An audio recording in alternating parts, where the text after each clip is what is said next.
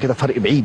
فبالمقابل انت دخلت بطوله، الجمهور دلوقتي عمال يسال هو انت دخلت البطوله دي ليه؟ طب هل بلعيبه صغيره عشان تطلع لقدام، ولا او يعني نديها استثمار او نديها زقه ونستثمر فيهم عشان كده؟ طب هل اهلت لعيبه من دي كابتن حسام حسن هياخدهم معاه في كاس الامم للمنتخب الاول؟ لا برضه. طب هل انت خدت لعيبه عشان تكسب البطوله دي؟ يحوش لللايف، يحوش لللايف على الهوا. والله.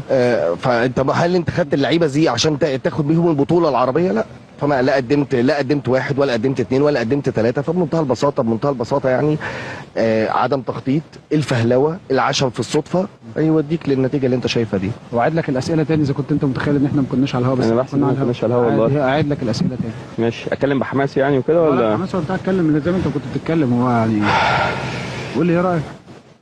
لا بقى يعني انا بعيد لك الاسئله تاني اذا كنت انت متخيل ان هي مش على الهوا، بس والله احنا كنا على الهوا. اوكي يلا اتفضل. والله ما احنا مش برنامج مقالب، بكلمك بجد. قول. اوكي. كراجل انتمي الى منظومه كره القدم المصريه، كمدرب، كمحلل، ما ده اللي انت قلته. طب ما ده اللي انت قلته برضه في المره. انا بقى ما ده على الهوا برضه.